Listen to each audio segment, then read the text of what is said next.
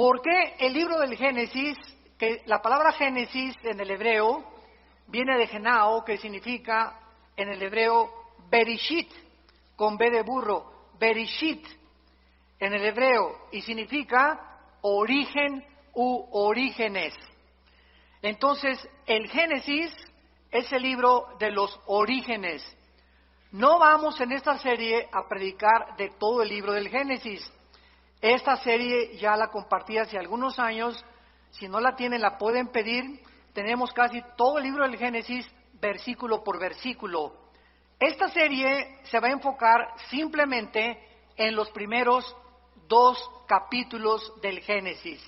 O sea, vamos a entrar con microscopio, vamos a entrar con lupa, vamos a ver que antes de que Dios creara el mundo, la tierra como la tenemos nosotros, antes de nosotros existía otro mundo, que es el mundo de los ángeles.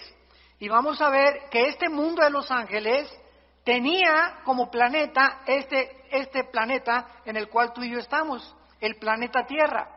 Y vamos a ver cómo Dios comenzó a formar todo, y vamos a ver la profundidad que existe nada más en los primeros 2 versículos del Génesis.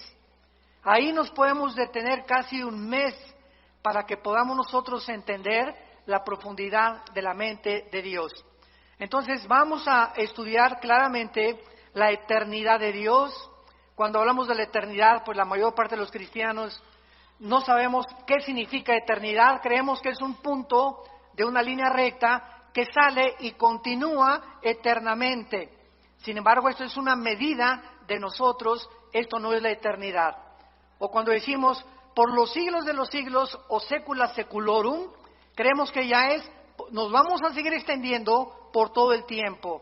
Vamos a descubrir otras cosas diferentes que Dios hizo y creó, y vamos a ver también las 3 palabras en el hebreo que son importantísimas para poder entender qué cosa Dios creó de la nada, que es la palabra bara, qué cosa Dios creó para formar, que es yatzar, y qué cosa es darle forma a algo, que es la palabra asa, así como suena, bara, yatzar con Y y asa.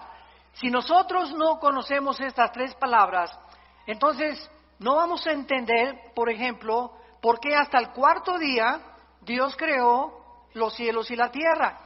Y cuando alguien me dice eso, yo les digo, ¿en dónde dice eso? Porque en mi Biblia no lo dice.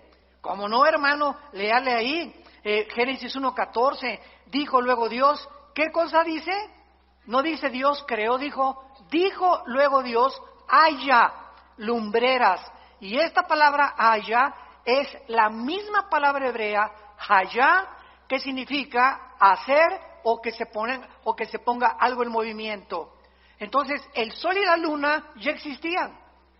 Dios no los creó en el primer día de la creación de nosotros, sino que en el mundo anterior de nosotros, el sol y la luna ya existían. Y el universo sufrió una especie de congelamiento para que cuando Dios volvió a recrear todo y a colocarlo en nosotros, Dios puso en movimiento lo que ya existía.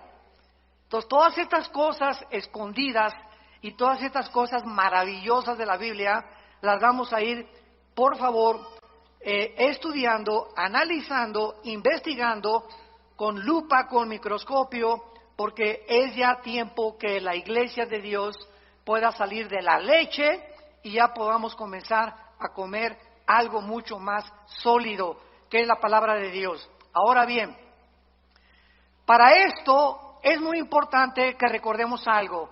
Necesitamos aprender a pensar. Todos se quedan ahorita así. ¿Qué querrá decir con que yo necesito pensar?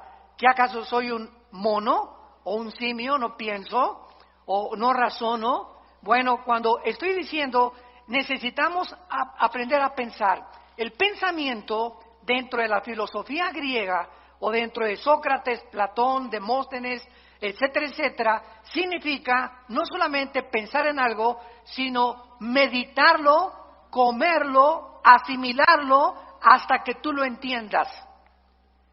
Y esta es la palabra que se usó en el hebreo, meditar. Salmo número 1. De día y de noche medita en este libro de la ley. Dios le dice a Josué, Josué 1, 8 y 9, Josué medita día y noche, o sea, medita es la palabra que se usa para las vacas. Cuando una vaca come, tiene varios estómagos. ¿Sabían ustedes eso de las vacas? Entonces la vaca come la paja o la hierba y hace esto. Y le da, y le da, y le da, y le da, y después de 10 o 15 veces la pasa a los intestinos. Eso es la palabra meditar. De tal manera amó Dios al mundo que dio a su Hijo, de tal manera, y comienzas, de tal manera, ¿de qué manera, Señor? Ya ahí hay una pregunta, amó Dios al mundo, ¿nos amaste? ¿Qué significa el mundo? ¿Las personas o el planeta Tierra? Que dio a su Hijo unigénito, ¿qué significa que nos diste a tu Hijo? Y te vas analizando cada frase, la vas asimilando, vas pensando en ella, y de repente, eureka, como decían los griegos, lo entiendes, y comienzas a descubrir la iluminación que necesitamos de la palabra de Dios, que nos la da el Espíritu Santo. Entonces ya adquiere la Biblia vida a tu espíritu, porque has aprendido a leerla, y no basta leerla, hay que estudiarla, hay que meditarla, pensar en ella y hay que memorizarla.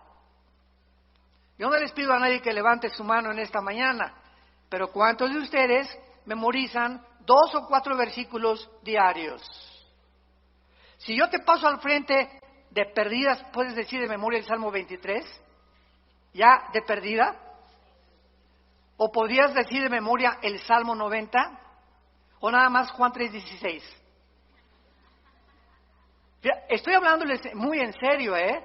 O sea, si el cristiano no memoriza la Biblia, no vas a poder expander tus pensamientos ni tu comprensión de la voluntad de Dios. Tenemos que memorizarla todos los días. Ponte en un papelito, Filipenses 1:6, estando persuadido que el que comenzó la obra la perfeccionará hasta el día de Cristo. Lo pones ahí en tu espejo, lo pones en tu carro, en lugar de venir con el celular ahí, lo pones en tu oficina, lo pones en tu computadora y estás pensando y repitiéndolo en la noche. Mi amor, por favor, pídeme que te repita tus versículos, y le estás dando y dando. Hermano, es que a mí no se me queda nada, porque nunca piensas. Yo no tengo memoria porque no la has practicado.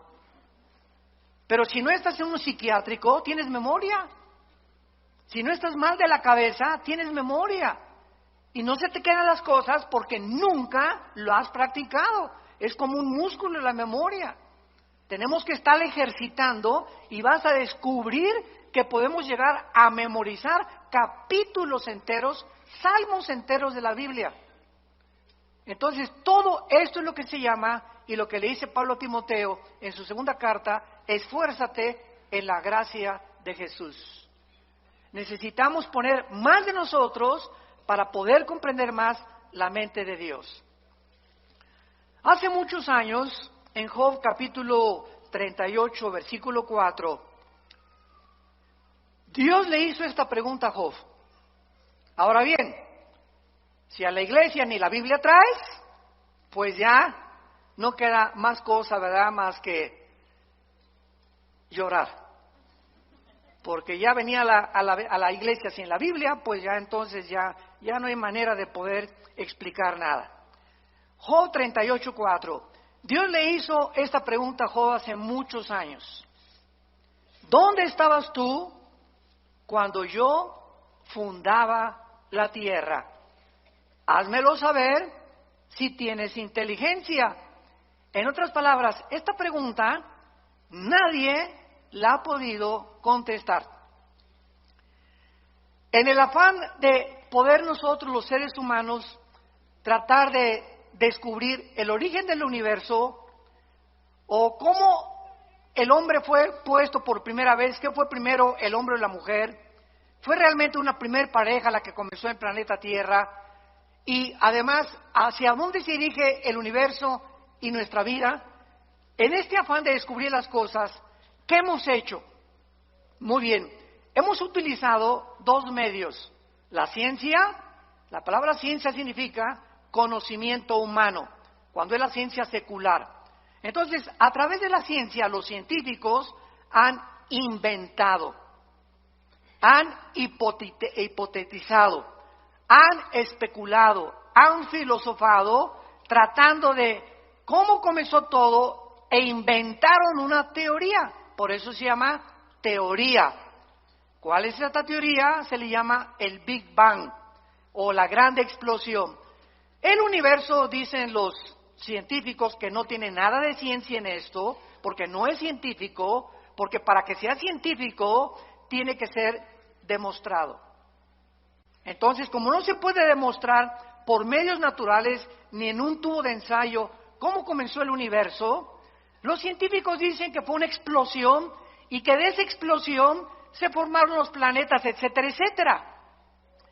Pero, sin embargo, en el siglo XX, cuando comenzaron a profundizar en la primera y la segunda ley de la termodinámica, ¿qué dice la primera y la segunda ley de la termodinámica en la física? Que nada se crea ni se destruye y que todo está sufriendo un deterioro, una descomposición, todo se echa a perder, el carro le tienes que cambiar el aceite, tenemos que pintar los edificios, yo tengo que estar tomando vitaminas, haciendo ejercicio, nuestro cuerpo celularmente está muriendo, el universo entero está sufriendo un desgaste. El Sol pierde millones de toneladas masa cada segundo. Las galaxias se están cada vez expandiendo y alejándose más y más y más unas de otras. Esto es lo que establece inexorablemente la primera y la segunda ley de la termodinámica. Muy bien, estas leyes están declarando que es imposible que el universo haya comenzado con una explosión. ¿Por qué? Porque al decir que sí el universo comenzó con una explosión y de la explosión surgió la materia, el tiempo y el espacio, estamos contradiciendo las mismas leyes de la física. Señores físicos y astrofísicos que nos acompañan y que nos escuchan a través de las redes sociales, ¿cómo puedes tú ser físico y astrofísico y contradecir, enseñarles a tus alumnos, venimos de una explosión y venimos de la nada, todo fue un accidente, y contradecir las leyes que te han enseñado que son la base de la misma física? Entonces, nada se crea del desorden al orden. Todo es al contrario. Si yo tengo una enciclopedia y recorto en pedacitos todas las hojas de la enciclopedia y las pongo debajo de un ventilador, ¿cuántos millones de años tomaría para que se pusieran de la A a la Z en orden? Yo les contesto, 10 a la 12ª potencia. Infinito, nunca se haría tal cosa. ¿Cuánto tardaría para poner a 3 changos en un piano para que sacaran la 9ª sinfonía de Beethoven? Nunca jamás podría ser eso, una certeza se podría alcanzar, nunca jamás. Entonces es imposible, y al mismo tiempo, si llegamos a la conclusión, todo surgió de una explosión. Muy bien, maestro, le voy a seguir la corriente a lo que usted me está enseñando. Usted me enseña que la materia surgió de la nada. Ahora, ¿la nada produce algo? La nada no produce nada.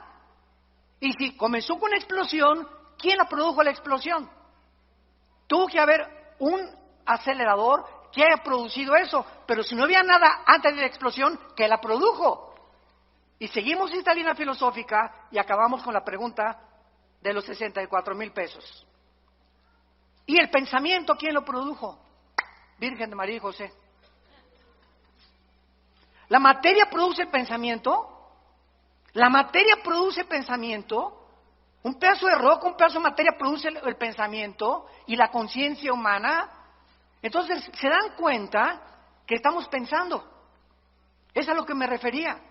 Cuando comenzamos a aprender a pensar y a seguir la lógica elemental, que es la línea que se tiene que usar para poder llegar a una verdad, necesitamos aprender a pensar. y no aceptar simplemente, pues venimos de chita, el universo fue hecho de una explosión, y en las universidades y en los museos se sigue enseñando esto, y la gente nunca se para a pensar si es verdad lo que te enseñaron.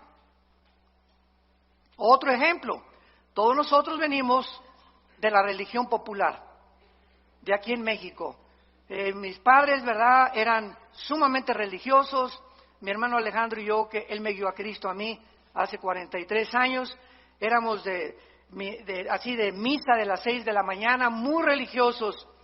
Y mi padre era una persona bastante culta, ¿verdad?, era ingeniero civil, y era una persona que le gustaba mucho la filosofía también. Y un día me dijo esto: Armando, me voy a poner a pensar algo. ¿Es posible que nosotros los oremos y nos inclinemos ante las estatuas? Una vez me dijo un papá, inclinarse ante una estatua, oye, hey, ¿me oyes? No, no oye. ¿Ve? Tampoco ve. ¿Se mueve? Tampoco. ¿Ante quién estoy adorando? Y me puse a pensar, porque mi papá me puso esa pregunta, diciéndome que realmente él no creía tampoco en lo que la religión le había enseñado. Ahora, ¿es posible que lo que nos enseñaron contradiga la Biblia? Cuando la Biblia dice que somos santos ya delante de Dios.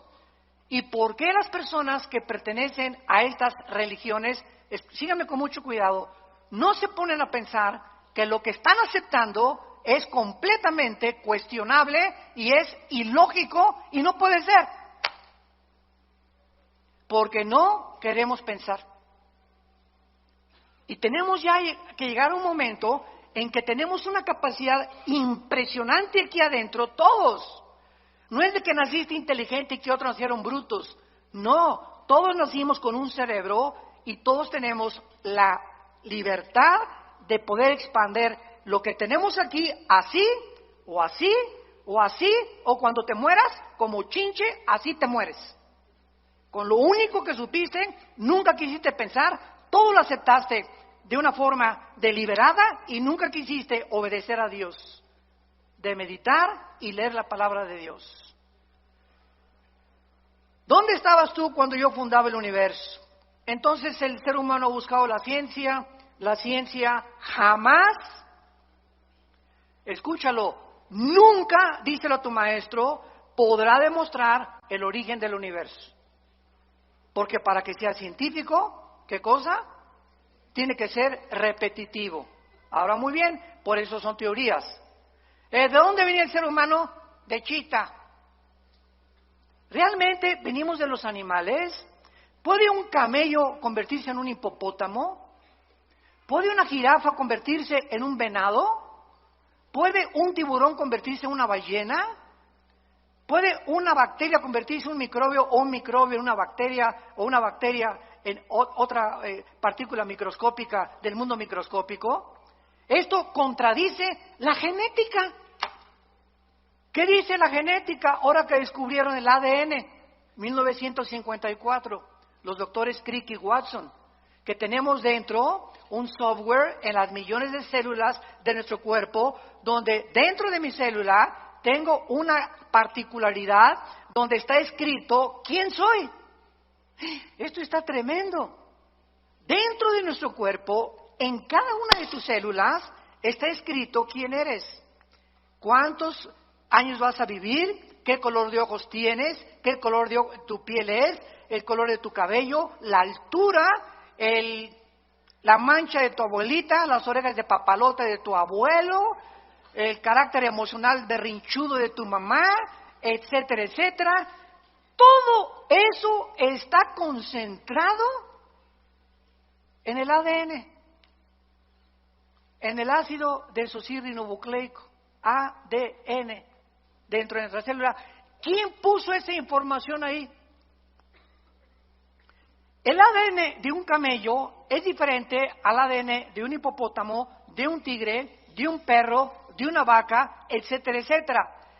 La biología y la genética impiden la mutación de una especie a otra especie. ¿De dónde inventan que venimos de los animales? Nunca se han puesto a pensar. Ya la biología, las leyes de la ciencia, de la física, contradicen la teoría de la evolución que te enseñan en la universidad. ¿Y por qué te la siguen enseñando? ¿Por qué esos maestros que te la enseñan no quieren pensar? ¿Y por qué no quieren pensar? Porque les falta honestidad intelectual. Porque si fueran honestos intelectualmente, podrían decir, oye, la biología niega la evolución. Los aminoácidos, que son los ladrillos de la vida, han impedido, impiden e impedirán la evolución. La física impide la evolución. ¿Por qué? Porque no venimos de menos a más, vamos de más a menos. La genética impide la evolución por la construcción del ADN, que no se puede hacer una mutación de una especie a otra especie. Y como dijo Dion Teofilito, en mi tierra, y seguirán buscándolo. El famoso eslabón perdido. Entonces, cuando tu maestro se vuelva a levantar en la universidad y te diga, venimos de los animales, y Darwin realmente no se ha equivocado en su libro El origen de las especies, levántate y dile a tu maestro, deme usted una muestra de una mutación de una especie a otra especie, y voy a creer que venimos de chita. Pero se sigue enseñando. ¿Por qué se sigue enseñando? Porque no quieren pensar y porque saben que si se ponen a pensar van a acabar en la Biblia.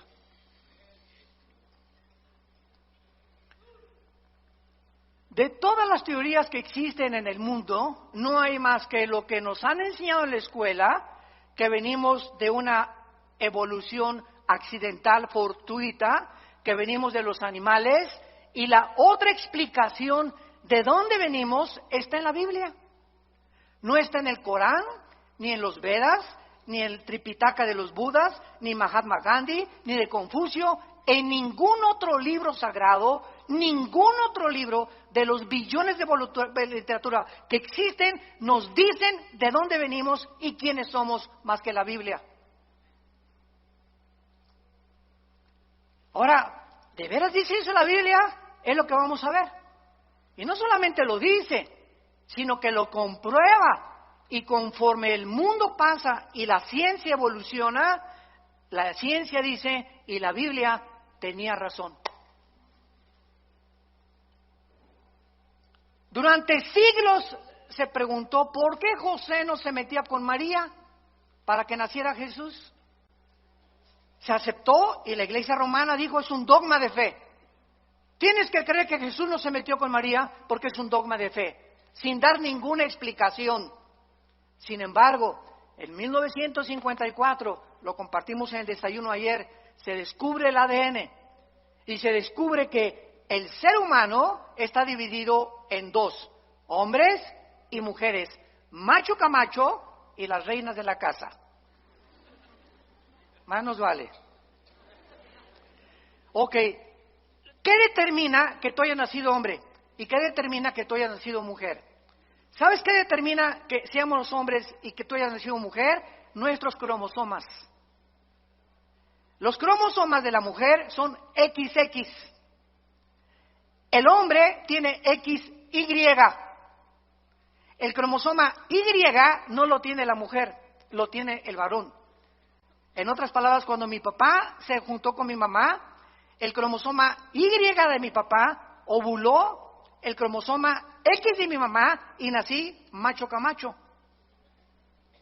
Y si tú eres mujer, cuando tu papá tuvo relaciones con tu mamá, el cromosoma X del varón ovuló el cromosoma X de tu mamá y naciste mujer. Y hemos llegado a un siglo, el siglo XXI, donde se está discutiendo el género, con la famosa biología del transgénero, y decirles que si un niño se quiere vestir de mujer, que lo dejen, y si una niña se quiere jugar a los soldados, que la dejen y que se vista de soldado, cuando la misma biología es la que determina, cerremos ya la Biblia, la biología determina quiénes somos. Entonces, si tú hazte un examen de sangre y tienes la Y, eres hombre. Nadie te va a cambiar y es imposible que te cambien tu masculinidad. Así te hizo Dios, así acéptalo. Y si tienes los dos X, eres mujer. Y nadie se atreva a cambiar tu feminidad con la cual Dios te creó como mujer. Hemos llegado a un grado de dioses, de decir, cambiemos a este hombre en mujer y esta mujer en hombre. Y llegar al grado que es el síntoma más grande de descomposición social, de poder llegar hasta el matrimonio, hombres con hombres, mujeres con mujeres. Y destruir el patrón de la familia que tiene su origen en la Biblia y creer que ahora la familia es hombre, con niños, mujer y mujer con niños. Y la Biblia dice que la familia es un hombre con una mujer que fue la que parió a mis hijos y esa es mi familia delante de Dios. ¿A qué grado hemos llegado por no pensar? Lo aceptamos todo y se está convirtiendo en normal. Ya se está aceptando como algo normal. Y ahí están en las bodas de hombres con hombres. Ay, mijito, que guste que se casó con Pepe y Pepe con Carlitos. Que sean felices. ¿Cuál felices? Es una mentira. El 63% de las personas que se han querido cambiar el sexo en el transgénero, lo dicen los psiquiatras, se han suicidado. Cuando una persona pierde su identidad, lucha con demonios que tratan de robarte tu identidad y confundirte, y vienen las depresiones, vienen las luchas angustiosas de las emociones y los sentimientos, porque el diablo te está atormentando. Tienes que ser libre en el nombre de Jesús y aceptar como Dios te hizo. Nadie aplaude, pero que Dios los bendiga. A la palabra de Dios. Muy bien. Y por otro lado, en su afán de descubrir el origen de las cosas y del universo y de nosotros, se ha recurrido a la ciencia y a la brujería, al ocultismo.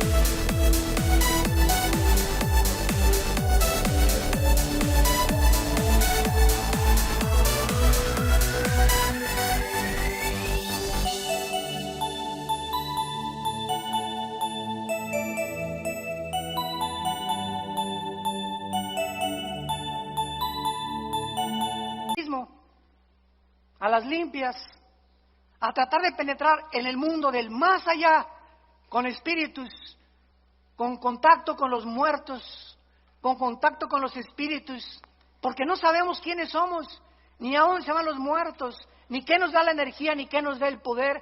El hombre ha caído en la brujería desde los tiempos de Babilonia, en la Torre de Babel.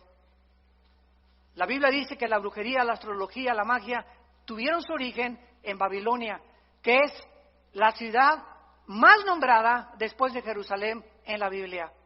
Comienza la Biblia en Génesis 10 con Babilonia y termina en Apocalipsis 17 y 18 con Babilonia otra vez, porque significa confusión. El hombre sin Dios está confundido y por eso hemos tomado caminos que la evolución, que la brujería, que el ocultismo, que voy a cargarme de energía en las pirámides de Teotihuacán, voy a consultar a los muertos, con los mediums, que me hagan limpias. Todas estas cosas son el fruto de la ignorancia de la Biblia.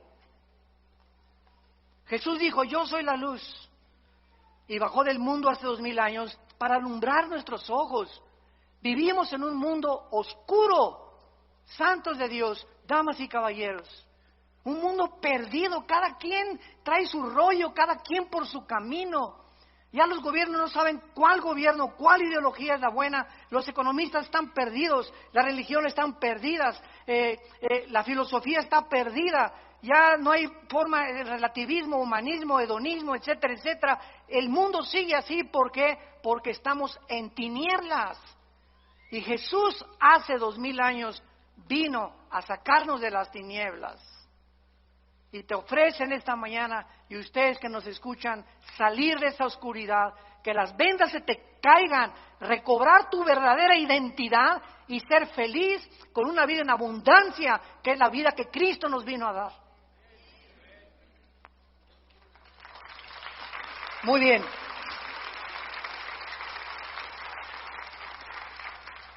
Ahora veamos nosotros, por ejemplo, en el libro de Tito, en la Biblia, que desde el principio Dios hizo una promesa desde que Él creó a entidades espirituales que no todos se llaman ángeles. Vamos a comenzar a aclarar términos. La Biblia le ha llamado ángeles a los serafines, a los querubines y desde luego a los ángeles. La palabra malak, con M de mamá y K al final, malak, en el hebreo significa enviados o correos. Y la palabra angelus en el griego, que se tradujo ángeles, significa lo mismo, mensajeros. Entonces, Dios creó, lo vamos a ver, serafines que se encuentran arriba de Dios. Arriba, todos los días diciendo santo, santo, santo. Dios creó después a otras entidades espirituales que se llaman querubines. La palabra querubín significa los que arden en el hebreo, los que arden. Y acuérdense que cuando Dios diseñó el arca en el tabernáculo, puso 2 querubines, ¿se acuerdan? Inclinados con alas, 2 alas cada querubín, mirando hacia el propiciatorio, hacia donde la sangre, el sumo sacerdote, una vez al año la derramaba. ¿Por qué? Porque los querubines en la Biblia significan la protección de la santidad de Dios. Entonces, los querubines no son mandados al mundo ni al universo, son criaturas que están cerca de Dios, pero los ángeles son las criaturas que Dios creó y que se parecen a nosotros. Los ángeles son igualitos a los seres humanos. Si se apareciera ahorita un ángel, no distinguirías si es un ángel o es un ser humano. Dice Hebreos 13:4 que muchas veces hemos hospedado gente que no nos hemos dado cuenta que son ángeles. Aun cuando en su verdadera esencia los ángeles son altos, ¿verdad?, luminosos y fortísimos. Uno solo mató en el Antiguo Testamento a más de 3,000 filisteos.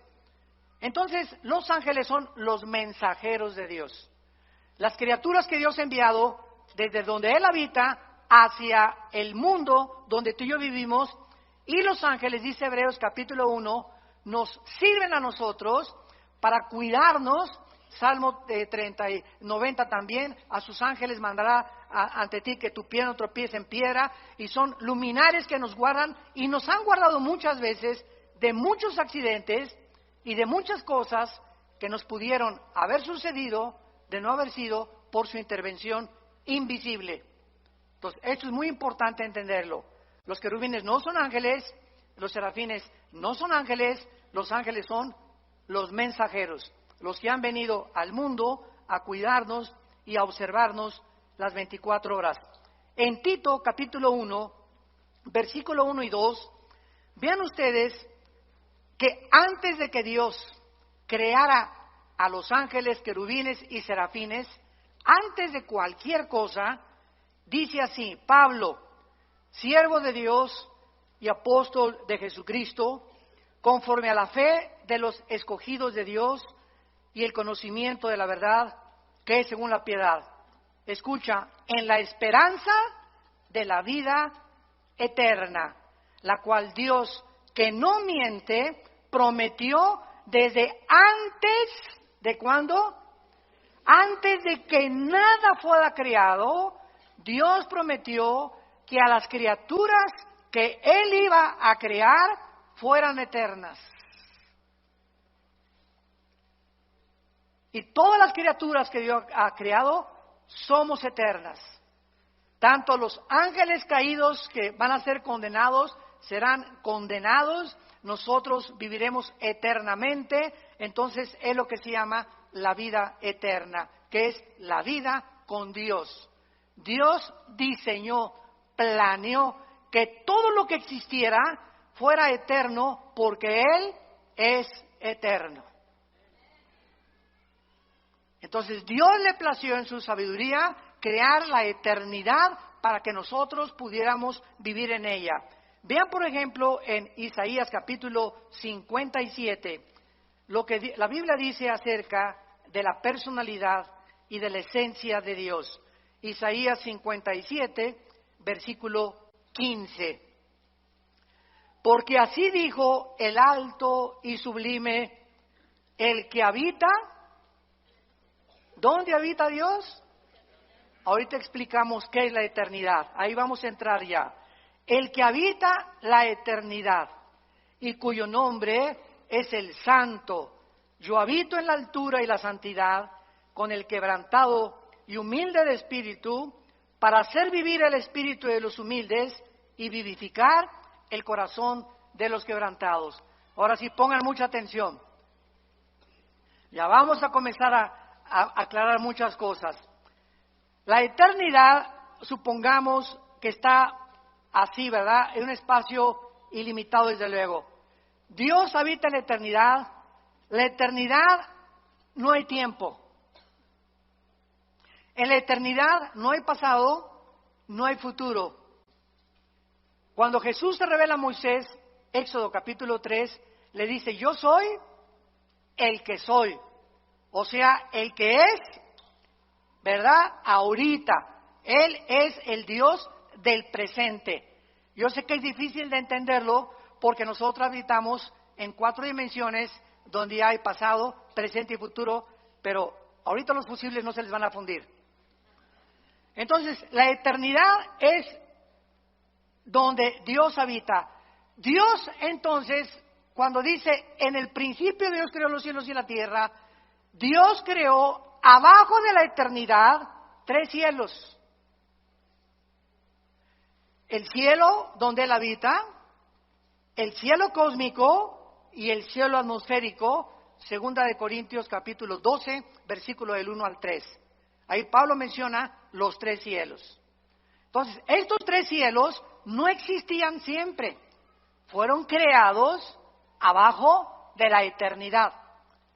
Ahora, cuando Dios crea el tercer cielo, el segundo cielo y el tercer cielo, Dios crea unánimemente, junto con los 3 cielos, el tiempo, la materia y el espacio. Génesis 1:1. En el principio, Dios creó. Cuando estamos hablando del principio, recuerden esto, no es el principio de nuestra creación. No es el principio de nuestra creación porque es muy claro que los ángeles existían antes que nosotros, como lo vamos a ver. Fueron creados antes que nosotros. Entonces, cuando Dios dice, en el principio de Dios, ahí comenzó el tiempo, ahí comenzó la materia, ahí comenzó el espacio. Entonces, en este principio, síganme con mucho cuidado, ya estamos abajo de la eternidad. Comenzó el tiempo, el espacio y la materia. En este principio Dios creó los cielos y la tierra y los ángeles. Y cuando Jesús dice, en el principio era el verbo era con Dios y el verbo era Dios. Y 1 de Juan 1 dice, lo que era desde el principio, lo que nuestras manos palparon y vieron tocante al verbo de vida, porque la vida fue manifestada. Juan 3 veces repite que este principio fue antes de nosotros. No es cuando nosotros fuimos creados.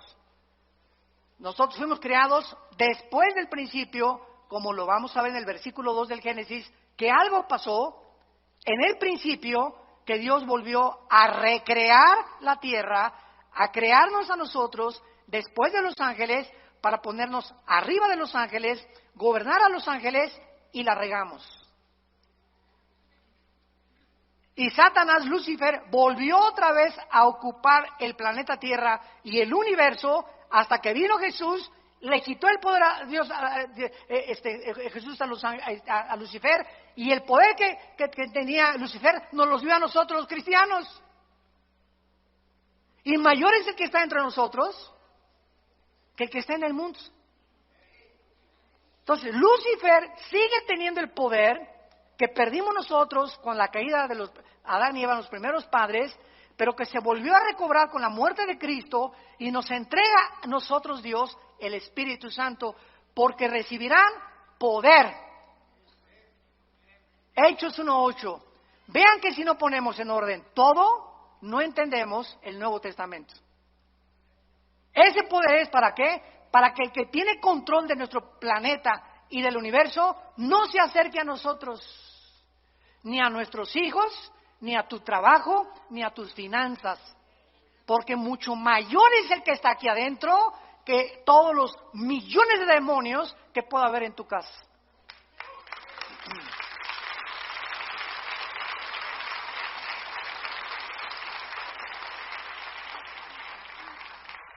Ya, por favor, no digan, pastor, ¿puede venir a mi casa a echar el chamuco fuera?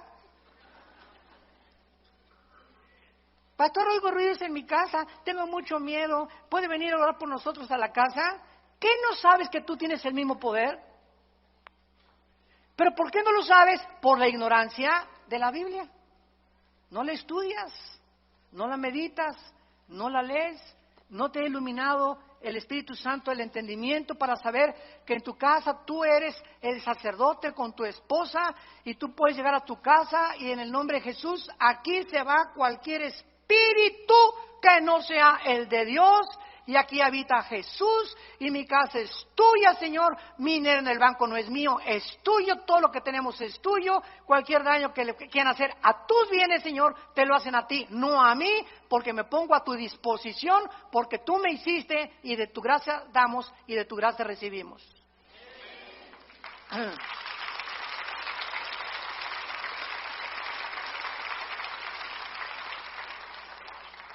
Dios pues diseña que nosotros entremos a la eternidad. Entonces cuando Jesús dice en Juan 17:3, esta es la vida eterna, Él define la eternidad. ¿Qué es la vida eterna? Jesús nos lo explicó, conocer a Dios. Esta es la vida eterna, que te conozcan. Dice que te convertiste, ¿cuánto has conocido de Dios? ¿Cuánto sabes de su poder? ¿Cuánto sabes del propósito que tiene para tu vida? ¿Por qué vives con estrés todavía, con angustias, con desconfianza, con incredulidad? ¡Ay, subió el peso y cayó el petróleo, hermano! ¿Qué voy a hacer? Y si mi esposo se muere y no me da el seguro social, ¿qué voy a hacer? Entonces, ¿tu esperanza era tu esposo? ¿El petróleo? ¿El peso? Dios nos está viendo. Y dice Primera de Pedro que somos sostenidos por la fe mediante el poder de Dios. Entonces, cuando tú crees, activas el poder de Dios. En el momento que dices, Señor, gracias porque no dependo del dinero ni de mi esposo, ni del diputado, ni de mi amigo, ni del próximo gobierno, ni tampoco mi felicidad depende de si mi esposo me hace feliz, o mi esposa me hace feliz, o mis hijos me felices, todo depende de ti, de mi relación contigo. Cuando Dios ve esa confianza, te llena de su poder. Y tienes la capacidad de volverte más que vencedor. Porque sin fe es imposible agradar a Dios. ¿Me están siguiendo? Estamos pensando. Muy bien. Dice en Primera de Juan, capítulo 2, y explicando también la eternidad, porque es importantísimo antes de pasar y profundizar más. Primera de Juan 2:25, y esta es la promesa que Él nos dio otra vez, la vida eterna. Cuando yo oigo que hay cristianos que dicen que la salvación se pierde, les digo, ¿ya pensaron lo que están diciendo? Es que hay 5 pasajes en el Nuevo Testamento que parece que se pierde la vida eterna. Parece contra 200 que te dicen que no se pierden. Y de esos pasajes que parece que se pierde la vida o que se pierde la salvación, son completamente mal interpretados, lo han sacado fuera de contexto porque no los han estudiado a la luz de las demás partes de la Biblia. ¿Qué es la vida eterna o vida temporal? ¿Cuál es la diferencia? ¿No sabes cuál es la temporalidad? He venido para darles vida temporal. ¿Eso dice la Biblia? No, ¿verdad? Nos viene a dar vida eterna. O sea, cuando un cristiano recibe al Espíritu Santo, en ese momento, dice Efesios capítulo 2, en ese momento entramos a la eternidad. Ya somos eternos. Por eso no vamos a morir espiritualmente jamás ya. Vamos a morir físicamente, nos van a enterrar, pero vamos a seguir viviendo. Tu pariente que se murió la semana pasada, no digas que se murió, pasó a mejor vida. Él sigue viviendo, seguimos viviendo. Esta es la esperanza que Dios nos ha traído, que esta vida no lo es todo. Vamos a seguir viviendo. Y tú lo tienes que creer. Y cuando tú lo crees, no hay nada que te pueda detener, porque para nosotros es ganancia la muerte. Entonces, esta eternidad entra a nuestra vida cuando recibimos a Cristo como nuestro Señor y Salvador. Ya estamos sentados, dice Efesios 2, con Cristo. Ya somos más que vencedores, Efesios 1:3. Ya hemos sido bendecidos con toda bendición espiritual. ¿Qué significa esto? Que ya no le puedo decir a una persona, Dios te bendiga. No hay ninguna parte del Nuevo Testamento donde diga, Dios te bendiga. Porque dice la Biblia en Efesios 1:3 que ya hemos sido bendecidos. Entonces yo le digo, que la gracia y la paz sea contigo. Lean todas las cartas de los apóstoles y jamás dicen que Dios los bendiga. ¿Por qué? Porque ya estamos bendecidos. En otras palabras, ¿tú crees que por decirme Dios me bendiga me va a bendecir? No, ¿verdad? Me va a bendecir si yo ando camino con Él, no porque tú me lo digas. Y menos una persona que no es cristiana, Dios te bendiga. Mentiras, nunca lo va a bendecir. Al contrario, mientras él no reciba a Cristo, su vida irá de maldición en maldición. De botella en botella, de droga en droga, de cine en cine, de teatro en teatro, buscando siempre y sin encontrar. Las bendiciones entran a nuestra vida cuando aceptamos a Cristo como nuestro Salvador. ¿Se dan cuenta cómo tenemos que ubicarnos en tantas cosas en la cristiandad? Y entender qué es lo que realmente Dios quiere decirnos a nosotros. Dice en 1 Juan capítulo 5, versículo 10, el que cree en el Hijo de Dios tiene el testimonio en sí mismo. El que no cree a Dios le ha hecho mentiroso porque no ha creído en el testimonio que Dios ha dado acerca de su Hijo. Y este es el testimonio que Dios nos ha dado vida temporal. ¿Eso dice? Vida eterna. Para siempre, nadie jamás nos las puede quitar, nadie nos puede separar, ni pobreza, ni desnudez, ni demonios, ni ángeles, ni nada. ¿Y qué pasa si me quiero yo alejar de Dios? De la oreja te trae de regreso. Lee el capítulo entero de Hebreos capítulo 12. Dios al que ama y se le brincan las trancas, a esos chivitos que se le brincan las trancas, va y les rompe la pata para que regresen heridos al rebaño. Pero es preferible, dijo Cristo, que pierdas el brazo y pierdas las piernas y te quedes ciego o tengas una enfermedad a que entres entero al infierno. Somos propiedad de Dios. Nadie nos puede arrebatar la vida eterna. Nadie.